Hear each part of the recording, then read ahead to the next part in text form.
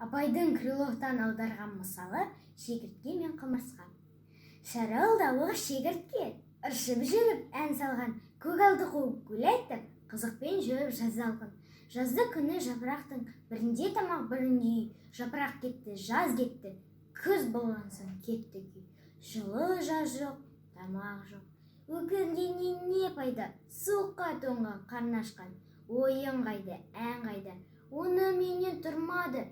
Қар көрінді, қыс болды, сауышсыз торлы бөкшейді, тымақ қиын іс болды. Секіру қайда сүрініп, қабағын қайға жабады, сабанда жатып дән жиған, құмырсқаны іздеп табады.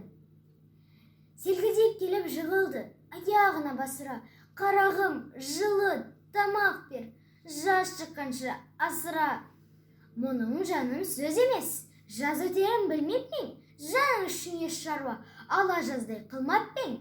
Мен өзімдей шаруашыл, жұмсақ елеме, көгалды қуып ән салып, өлеңнен қолым тиді ме?